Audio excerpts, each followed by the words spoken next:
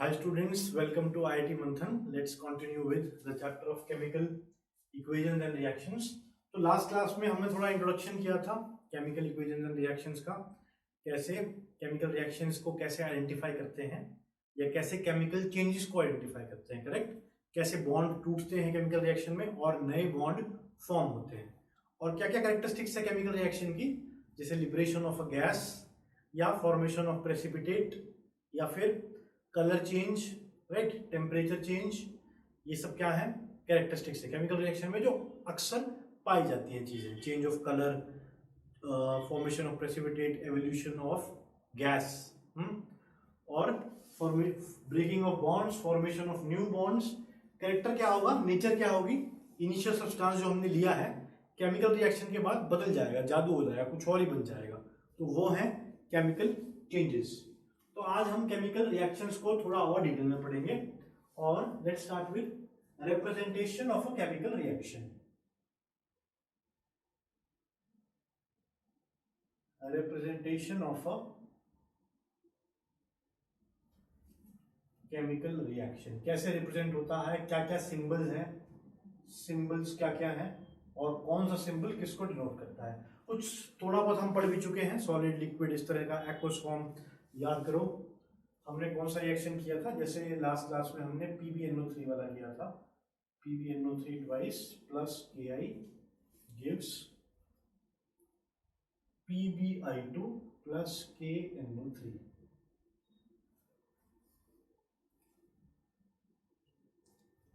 अब ये बैलेंस्ड भी है, बैलेंस्ड है। मैंने क्या सिंबल दिखाया था इसमें, ये दिखाया था, या फिर ऐसे लिख सकते हो, इसके आगे सॉलिड एक्वस, इसके आगे एक्वस, इसके आगे सॉलिड, इसके आगे एक्वस। तो क्या क्या है ये सिंबल्स। अच्छा, लेफ्ट साइड क्या होगा, लेफ्ट साइड आएंगे रिएक्टेंट्स जो रिएक्ट कर रहे हैं आपस में, और जो नई चीज बन के आ रही है राइट साइड पे वो होंगे, ये दोनों ही प्रोडक्ट्स हैं, मतलब मिला के नहीं। KNO3 is also a product, KNO3 is a product of this reaction. ठीक है, कोई पूछे अगर PbI2 क्या है, वो भी प्रोडक्ट है। तो मतलब दो प्रोडक्ट निकले हैं इसके अंदर और दो रिएक्टेंट थे। जरूरी नहीं है कोई फिक्स वैल्यू हो, कोई संख्या जरूरी नहीं, यहाँ पे 2 हो, यहाँ पे 1 हो, कितने भी हो सकते हैं। यहाँ 1 हो सकते हैं, यहाँ 3 हो सकते हैं, यहाँ 3, यहाँ 1, कुछ भी हो सकता है। 1 तो दोनों साइड लेकिन मस्ट चाहिए ही चाहिए, करेक्ट। प्रोडक्ट कुछ ना कुछ तो आना चाहिए ना, तभी केमिकल चेंज होगा। तो नंबर इंपॉर्टेंट नहीं है, मगर यहाँ पे जितनी भी चीजें आ रही हैं सब रिएक्टेंट हैं, यहाँ पे जितनी भी चीजें आ रही हैं सबको हम प्रोडक्ट बुलाएंगे, राइट। तो क्लियर हो गया रिएक्टेंट प्रोडक्ट। और ये वाला सिंबल देख रहे हो, ये बीच में आता है रिएक्टेंट प्रोडक्ट के, राइट, इस तरह का एरो जो है, ये वाला एरो लेफ्ट टू राइट, इसके लेफ्ट पे रिएक्टेंट्स होंगे, इसके प्रोडक्ट्स होंगे। तो ये तीन चीजें तो अब तक समझ गए होंगे, रिएक्टेंट्स लेफ्ट पे, प्रोडक्ट पे, और ये तीर सा एरो जो है ये बीच में आएगा। फिर उसके बाद अगर ब्रैकेट्स में S लिखा हो किसी रिएक्टेंट या प्रोडक्ट, या मतलब कोई भी कंपाउंड हो, रिएक्टेंट हो प्रोडक्ट हो भले ही, उसके आगे ब्रैकेट में अगर ऐसे S लिखा हो तो इसका मतलब क्या है, सॉलिड स्टेट है। उसके आगे L लिखा हो तो मतलब लिक्विड स्टेट है, और उसके आगे S हो गया, उसके आगे G लिखा हो तो गैसियस स्टेट है।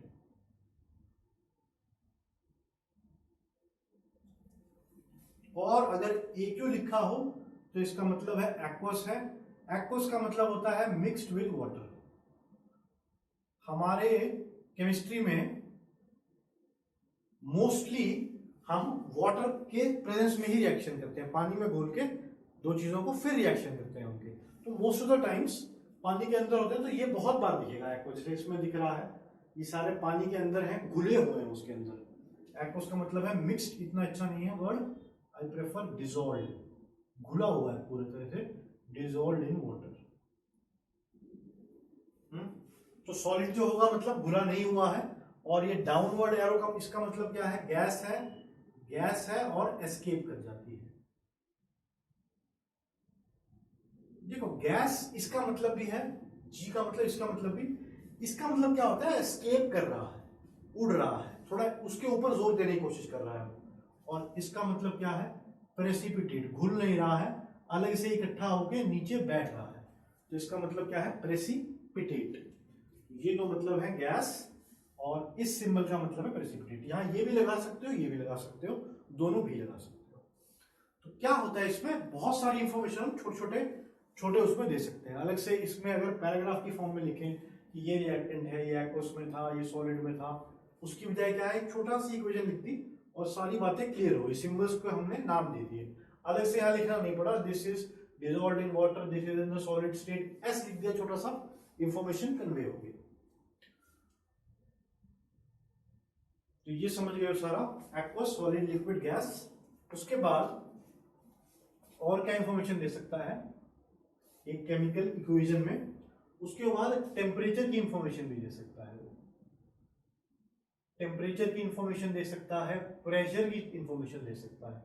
टेम्परेचर की यूनिट्स क्या होंगे, या तो डिग्री सेल्सियस या फिर केल्विन, या फिर kelvin. 1 kelvin is equal to, degree Celsius में जो है, मतलब केल्विन में कन्वर्ट करना हो तो डिग्री सेल्सियस में है प्लस 273, मतलब अगर 0 डिग्री सेल्सियस होगा तो केल्विन में कितना होगा, 273। Convert 5 degree Celsius in kelvin, तो यहां पे 5 रख दो डिग्री सेल्सियस का, आई होप बोर्ड विजिबल है। यहां पे 5 रख दो, केल्विन में कितना हो जाएगा, 278 केल्विन हो जाएगा केल्विन लेवल में, और डिग्री सेल्सियस में कितना था, 5। तो प्रेशर भी दे सकते हैं। प्रेशर जनरली मेजर होता है एटमॉस्फेरिक के टर्म्स में, मतलब एटमॉस्फेयर का जो प्रेशर है उसको 1 atm लेते हैं। तो अगर कोई बोल रहा है कि रूम टेम्परेचर और प्रेशर में हो रहा है, तो इसका मतलब क्या है, 1 atm में हो रहा है, और रूम टेम्परेचर को हम लेते हैं 25 डिग्री सेल्सियस, और केल्विन में कितना होगा, 25 प्लस 273, 298 केल्विन। तो टेम्परेचर और प्रेशर की कंडीशंस भी इंपॉर्टेंट है, कई बार ये भी गिवन होती हैं। तो किस फॉर्म में गिवन होगा ये,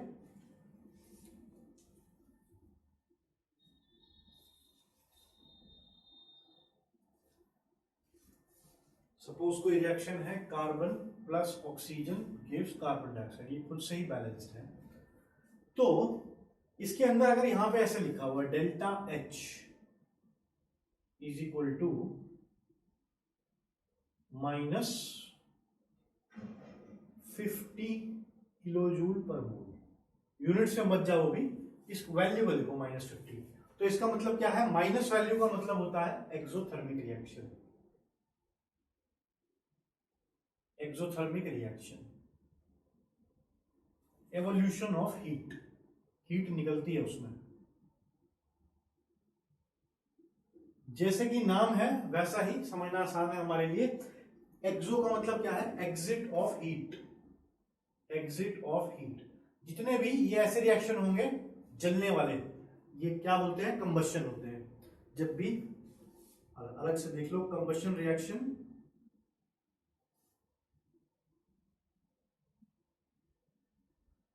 reaction with oxygen.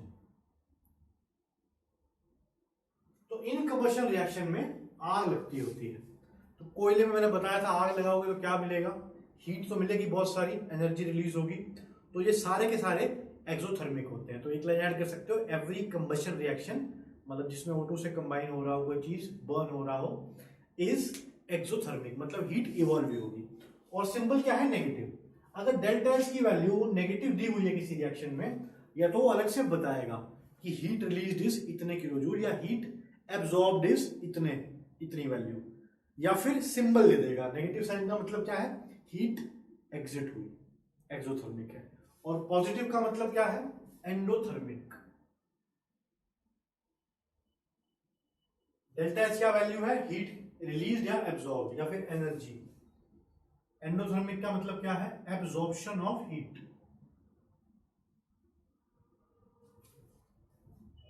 Absorption of heat. ठीक है, जैसे एंडोथर्मिक नाम बता रहा है, एंटर होगी हीट, एंटर होगी हीट।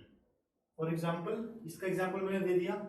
इसका एग्जाम्पल जैसे NH3 को ब्रेक करना हो, मान लो N2 + H2, बैलेंस भी कर लो इसको, ये बैलेंस्ड है। इस तो ये रिएक्शन कैसा है, एंडोथर्मिक है, इसमें हीट एब्जॉर्ब होगी, तो डेल्टा एच की वैल्यू आएगी कुछ भी पॉजिटिव, कोई भी वैल्यू होगी, लेट्स से 25 है मान लो किलो जूल पर मोल, तो इतनी हीट इसने एब्जॉर्ब की होगी इस रिएक्शन में। 25 की वैल्यू जो है इतनी हीट इसने एब्जॉर्ब की होगी। प्लस का मतलब क्या है, हीट एंटर हो रही है, माइनस का मतलब क्या है, हीट एग्जिट हो रही है। ये कन्वेंशन याद रखनी है, एक्सोथर्मिक और एंडोथर्मिक रिएक्शन। अब तुम्हें क्लियर है, करेक्ट। तो ये जो इंफॉर्मेशन है टेम्परेचर की इस तरह से दी होती है कई बार रिएक्शन के बाद में, रिएक्शन कंप्लीट हो गया उसके बाद डेल्टा एच की वैल्यू लिखी होगी, तो हम समझ जाएंगे रिएक्शन एक्सोथर्मिक है एंडोथर्मिक है। ये बहुत इंपॉर्टेंट होता है रिएक्शन कराने से। अगर पहले हमें पता है, हमने बुक से पढ़ रखा है कि हम लैब में एक्सपेरिमेंट कर रहे हैं, तो ठीक है, उसके बाद अगर हमें पता है कि हीट रिलीज होगी, एब्जॉर्ब होगी और कितनी होगी, तो एक्सपेरिमेंट थोड़ा सा आसान रहेगा। तो ये information is very important for a chemist कि कितनी हीट रिलीज हो रही है और कितनी हीट एब्जॉर्ब हो रही है।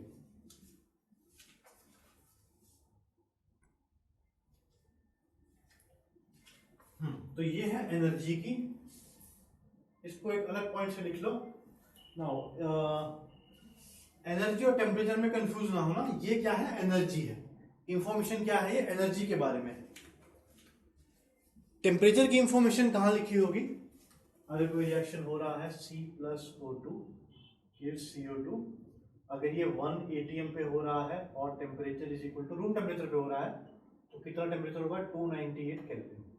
तो यहाँ पे टेम्परेचर की इंफॉर्मेशन है, यहाँ की प्रेशर की इंफॉर्मेशन है। What I want you to do is इसको थर्ड पॉइंट बना लो और एनर्जी हेडिंग दे दो, और इसको सेकेंड पॉइंट में रखो प्रेशर, ये प्रेशर ये टेम्परेचर। तो एरो जो है उसके अगल बगल में टेम्परेचर और प्रेशर की कंडीशन दी होगी, एनर्जी की यहां पे इसके बाद में दी होगी, इसको एनर्जी में लिखो। फिर उसके बाद कई बार कैटलिस्ट भी यूज होता है, कैटलिस्ट, जैसे कि पेड़ जो है वो कार्बन डाइऑक्साइड प्लस हीट, मतलब क्या है, हीट रिलीज हो रही है। यहां पे प्लस साइन का मतलब क्या है, यहाँ पे हीट रिलीज हुई है। डेल्टा एच के साथ अलग है उसका मतलब, और अगर यहाँ प्लस हीट लिखी है तो मतलब इधर हीट निकल रही है। फिर डेल्टा एच अगर लिखोगे इसमें, तो अगर मैं पूछता हूं कि इसी इक्वेशन में डेल्टा एच लिखो, तो क्या लिखोगे, माइनस लिखोगे ना राइट साइड पे।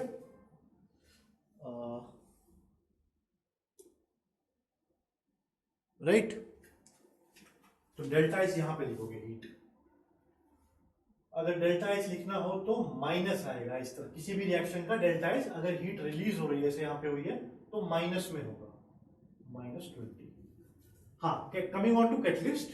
कैटलिस्ट का मतलब क्या होता है, जैसे यहाँ पे क्लोरोफिल है, अब दिमाग में आएगा ये क्लोरोफिल क्या कर रहा है, ये सनलाइट क्या कर रही है। ये कैटलिस्ट क्या होते हैं, विच हेल्प इन इंक्रीजिंग, अच्छे से कराना हो कोई reaction, increasing decreasing rate of a reaction without getting affected, मतलब यूं के यूं ये वापस आएंगे, ये रिएक्शन होता रहेगा। क्लोरोफिल सनलाइट तो एज इट इज रहेंगी, क्लोरोफिल को फर्क नहीं पड़ेगा, मतलब इसकी कॉम्पोजिशन चेंज नहीं होगी, राइट। जो ये रिएक्शन होता रहेगा, ये कैटलिस्ट जो है जैसे पहले था वैसे बाद में निकल के आएगा, it will remain without getting effect, it will remain unaffected, इस पे कोई असर नहीं पड़ेगा। तो कैटलिस्ट क्या है, वो जो रिएक्शन को थोड़ा तेज करे या रिएक्शन को थोड़ा स्लो करे। स्लो भी करने होते हैं कई बार हमें रिएक्शन, जैसे अचार बनाते हैं उसके ऊपर प्रिजर्वेटिव डाल देते हैं कि उसके अंदर की जो रिएक्शन है फास्ट ना हो जाए ताकि गले ना हो। तो स्लो की भी अपनी अहमियत है, यहाँ पे फास्टनेस की भी अपनी अहमियत है।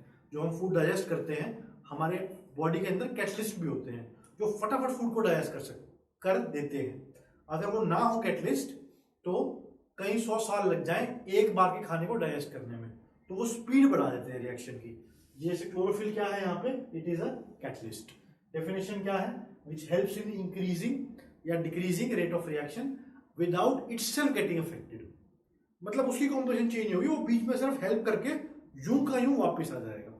So that is a catalyst. तो ये सारी रिप्रेजेंटेशन याद रखनी है, कौन कौन सी, पहले तो physical state, solid, liquid, gaseous या एक्वस, राइट। एरो याद रखना है, ऊपर गया गैस, नीचे गया तो प्रेसिपिटेट। उसके बाद रिएक्टेंट प्रोडक्ट हमें पता लग गए हैं। फिर सेकंड पॉइंट क्या था?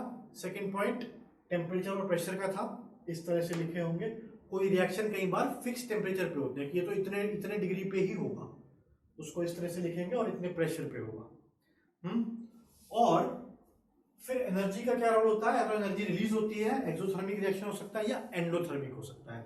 सिंबल बेशक याद रखो ना रखो, इंपॉर्टेंट मुझे क्या है कि ये चीज तो याद हो। एक्सोथर्मिक ही दिमाग शब्द आते ही दिमाग में आ जाना चाहिए, हीट एग्जिट होगी, रिलीज होगी। एंडोथर्मिक वर्ड सुनते ही पता लग जाना चाहिए, हीट रिएक्शन में एंटर होगी। उसके बाद कैटलिस्ट का रोल समझ में आ गया। एरो के ऊपर नीचे, ये कई बार ये चारों चीजें भी एक साथ हो सकती है एरो में। एरो के ऊपर नीचे कितनी भी इंफॉर्मेशन लिख सकते हो, टेम्परेचर की, प्रेशर की, और तीसरी चीज क्या है? कैटलिस्ट की।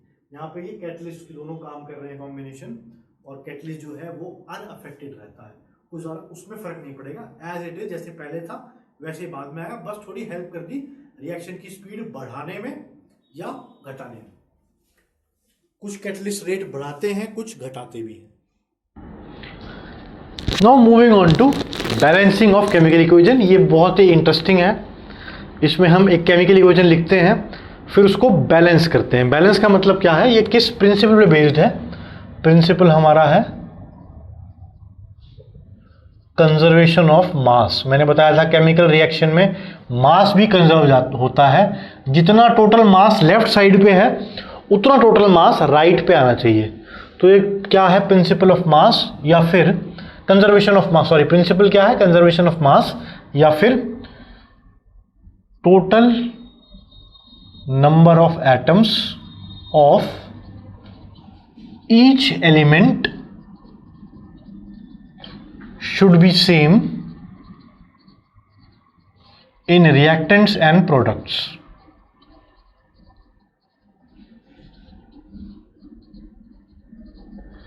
मतलब जितने रिएक्टेंट्स में है एटम्स किसी भी एलिमेंट के, वही प्रोडक्ट्स में होने चाहिए। Let's say C2H4 plus O2 gives CO2 plus H2O।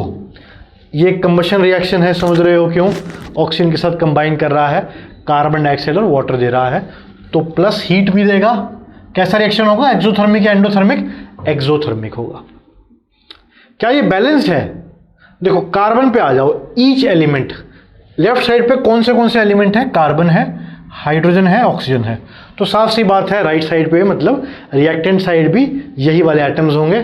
देखते हैं इसके अंदर क्या है। कार्बन, ऑक्सीजन और हाइड्रोजन है। कार्बन के कितने एटम्स हैं लेफ्ट साइड पे? 2 हैं। हाइड्रोजन के 4 हैं, ऑक्सीजन के 2 हैं।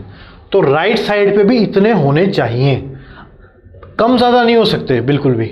जितने एटम्स कार्बन के हैं यहाँ पे, उतने लेफ्ट साइड पे, उतने राइट साइड पे हो। कार्बन के मैं यहाँ पे देख रहा हूँ 1 है, ऑक्सीजन के 2 इधर हैं प्लस 1 3, हाइड्रोजन के 2 हैं। देखो समझ आ जाना चाहिए, ये एक कंपाउंड है, मॉलिक्यूल है, कंपाउंड भी है, मॉलिक्यूल है जिसके अंदर 6 एटम्स हैं कुल, 4 और 2 6।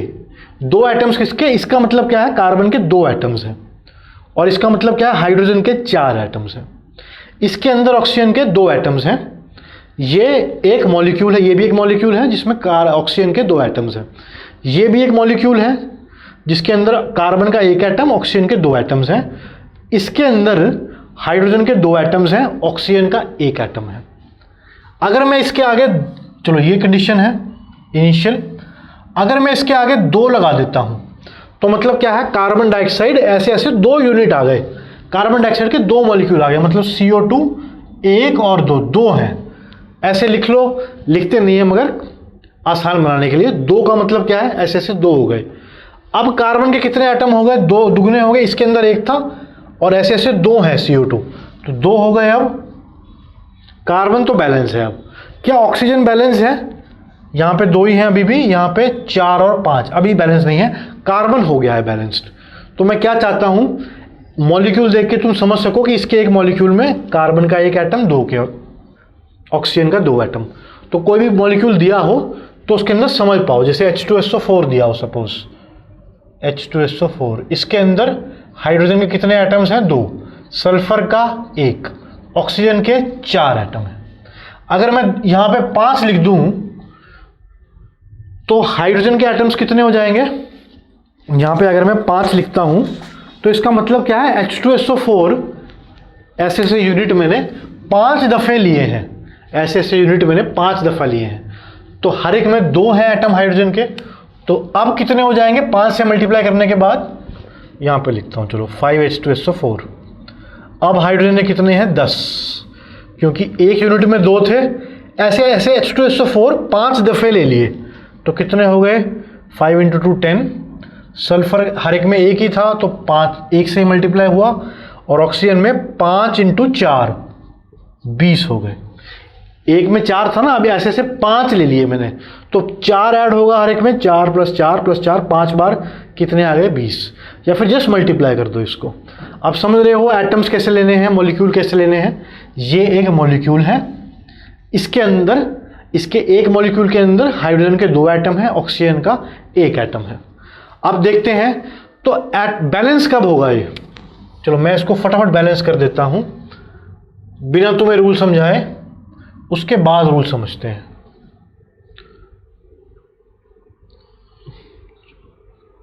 अब बैलेंस्ड है ये, देखते हैं कार्बन के कितने एटम्स हैं इसमें? 2 हैं, ऑक्सीजन के 2 दूनी 2 4 + 2 6, और हाइड्रोजन के 4 हैं। कार्बन 2 इधर भी, ऑक्सीजन 6 हो गए अब, है ना, 3 लगा दिया मैंने, 3 × 2 6। इधर ये वाले आइटम्स और ये ऐड कर दिया ऑक्सीजन के, यहाँ भी है 6, और हाइड्रोजन भी 4। अब ये बैलेंस्ड है। प्रिंसिपल कौन सा लगा? ये वाला, कंजर्वेशन ऑफ मास। थोड़ा सा एलोबरेट मैंने और कर दिया प्रिंसिपल जो हमने लगाना है केमिकल इक्वेशन को बैलेंस करने के लिए, कि हर एलिमेंट के 3 एलिमेंट थे यहाँ पे, तो हर एलिमेंट के एटम्स लेफ्ट और राइट साइड बराबर हों। ये आसान सा प्रिंसिपल है, बहुत ही इंटरेस्टिंग क्वेश्चन बनते हैं इसके। लेट्स ट्राई वन क्वेश्चन, और उसका तरीका देखते हैं कैसे बैलेंस करते हैं।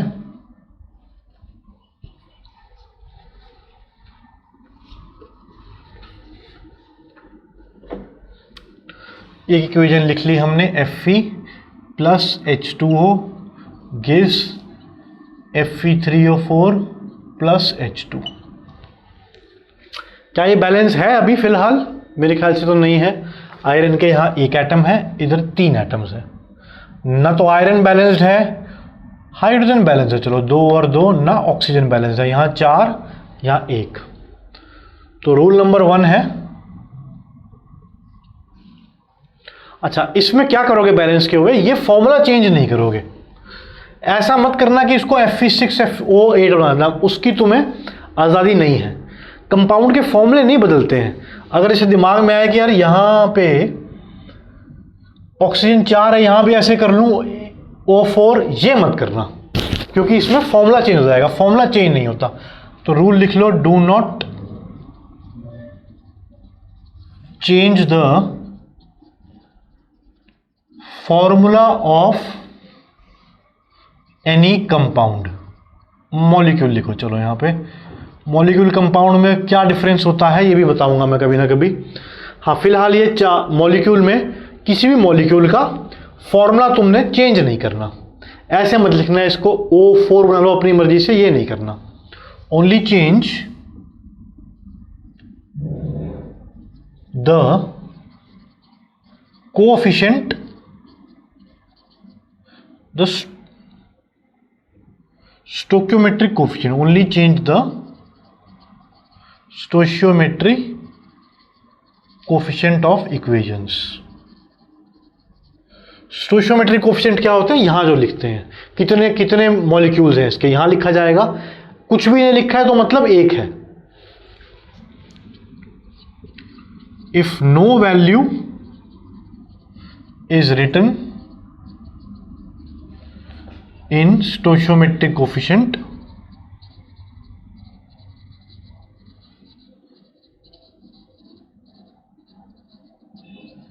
it is taken as 1। For example, C6H12O6 plus oxygen gives carbon dioxide plus water. 6 6 12 और 6 18 6। इसके 6 है स्टोइचियोमेट्रिक कोफिशिएंट। ऑक्सीजन का क्या है 6, कार्बन डाइऑक्साइड का 6, वाटर का 6, ग्लूकोज है, इसको ग्लूकोज बोलते हैं। ग्लूकोज का कितना है 1। अगर कोई भी वैल्यू नहीं लिखी है तो फिर क्या लेंगे आगे 1 लेंगे। तो समझ गए स्टोइचियोमेट्रिक कोफिशिएंट। कुछ भी नहीं लिखा हुआ तो इसका मतलब है इसका एक यूनिट है या फिर 1 है। तो जनरली हम 1 लिखते नहीं हैं। Do not change the formula of any molecule, only change the stoichiometric coefficient. Next rule is no value is written, it is taken as 1। Next rule, first of all try to balance that molecule which has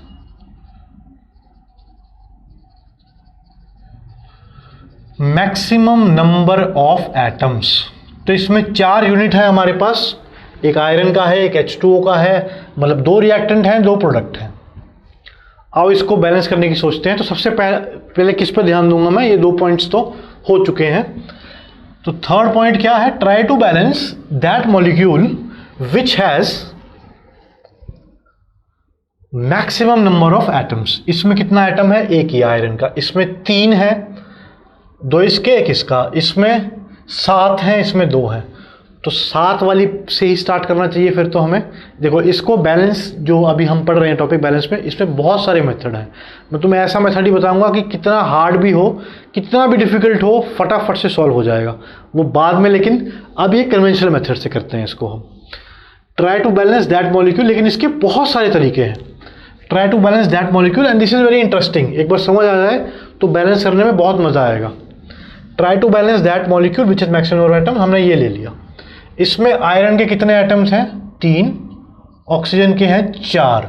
तो इसको balance करते हैं। Iron के 3 है तो मैं यहाँ 3 लिख सकता हूँ, बैलेंस हो गया आयरन। इस और इसके अंदर मतलब जो एटम्स हैं उनको बैलेंस कर रहा हूँ। ऑक्सीजन के अंदर कितने हैं 4, यहाँ पे 4 लगाना पड़ेगा। अब इसको हिलाने की जरूरत नहीं है, आयरन 3 है, ऑक्सीजन 4 है, तो ये इसके आगे तो 1 ही आएगा। रहेगा क्या फिर उसके बाद, then try to balance those molecules or atoms which are left unbalanced। तो इसकी हेल्प से हमने ये भी बैलेंस कर दिया, हाइड्रोजन भी बैलेंस कर दिया और आयरन भी बैलेंस हो गया। करेक्ट।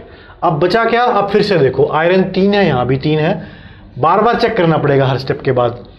ऑक्सीजन 4, यहाँ भी 4, हाइड्रोजन बचा है, यहाँ पे 8 है, तो यहाँ पे भी 4 लगा देते हैं। यानी नेक्स्ट स्टेप में मैंने क्या किया, 3Fe plus 4H2O gives Fe3O4 plus H2 के आगे क्या लगाना है 4, तो ये क्या हो गया 4H2।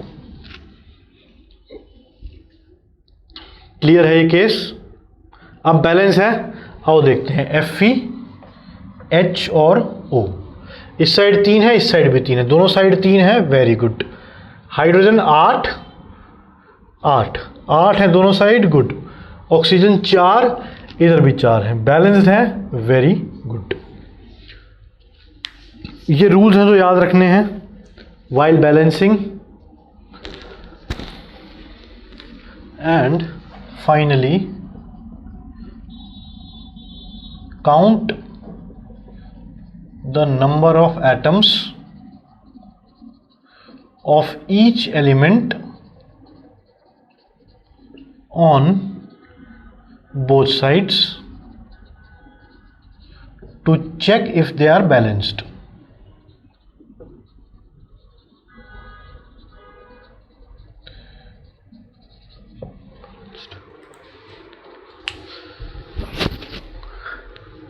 अब एक और एग्जांपल करते हैं।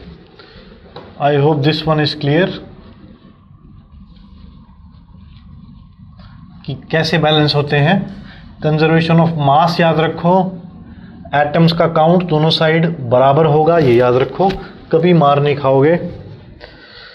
आओ चलो ग्लूकोज की ऑक्सीडेशन देखते हैं। C6H12O6 plus O2 gives CO2 plus H2O। सबसे ज़्यादा एटम्स किस में है? यहाँ तो कोई तकलीफ होगी ही नहीं हमें।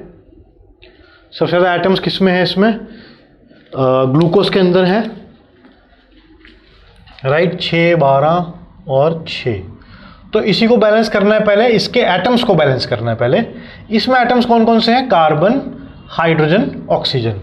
तो इसके अंदर कार्बन 6 है, यहाँ भी 6 चाहिए मुझे, मैं यहाँ 6 लगा रहा हूँ। हाइड्रोजन यहाँ 12 है, इधर भी 12 चाहिए, मैं 6 × 2 12 हो गए। उसके बाद ऑक्सीजन के कितने हैं यहाँ पे? 6 ऑक्सीजन रह गया बस यहाँ पे। ये बैलेंस हो गया, कार्बन हाइड्रोजन भी बैलेंस हो गया। अब ऑक्सीजन रह गया तो ठीक है, ऑक्सीजन को कर लेते हैं। ऑक्सीजन यहाँ पे कितने हैं? 12 + 6 18, और इधर 6 है ऑलरेडी, करेक्ट। ये तो इधर कार्बन और हाइड्रोजन ही बैलेंस हो गया, तो मैं इसके स्टोइचियोमेट्रिक कोफिशिएंट को नहीं छेड़ रहा हूँ। इस यहाँ पे लिख लेते हैं, 6 इधर है, तो कितने ऐड करूँ कि 18 बन जाए? x = 12, यहाँ पे 12 लगा दिए मैंने। अब इनका जोड़ ऐड करके 18 आ रहा है, which is the same as right side पे, तो ये बैलेंस है। अब एक और केस करते हैं। C3H8 + O2 gives CO2 + H2O। Carbon कितने हैं इधर? इसमें सबसे ज़्यादा एटम्स कहाँ है? इस साइड है, तो कार्बन को बैलेंस करने की कोशिश करता हूँ। 3 है यहाँ पे, इधर भी 3 लगा दो। इसके अंदर और कैसा है? हाइड्रोजन, 4 लगा दें यहाँ पे, 4 आ गया, ठीक है। इसके बाद बचा क्या? कार्बन दोनों तरफ एक ही जगह था, यहाँ पे 3 एटम्स हैं, यहाँ पे 3 एटम्स हैं, टोटल बैलेंस्ड। हाइड्रोजन यहाँ पे 8 है, और कहीं तो है नहीं, यहीं पे है बस 8, इसमें है नहीं हाइड्रोजन, यहाँ पे है 8। Carbon balance, hydrogen balanced. बचा ऑक्सीजन, राइट साइड पे कितने हैं? 6 और 4 10, यहाँ 5 लगा दिया, 10 हो गए। अब ऑक्सीजन भी बैलेंस्ड हो गया। What I want you to do is, after this video, ये बैलेंस करो, ये बैलेंस करो। N2 + H2 गिव्स NH3, ये बैलेंस करके दिखाओ। और NaOH + H2SO4 gives Na2SO4 + H2। अगर ये 3 बैलेंस कर पा रहे हो तो वेल एंड गुड, नहीं तो लेक्चर को दोबारा देखो या मुझसे प्रॉब्लम पूछो कहाँ पे अटक रहे हो। नेक्स्ट लेक्चर में हम इसको एक्सपेंड करेंगे, थोड़े से और बैलेंसिंग इक्वेशन करेंगे, और साथ में हम टाइप्स ऑफ केमिकल रिएक्शंस ये पढ़ेंगे, ठीक है। कितने प्रकार के होते हैं, अलग अलग कैटेगरीज में इनको बांट सकते हैं, कॉम्बिनेशन, डिस्प्लेसमेंट, डबल डिस्प्लेसमेंट, इस तरह से कैटेगराइज करेंगे। Have a nice day. और ये जो इक्वेशंस दिए हैं इनको ज़रूर बैलेंस करना। Take care.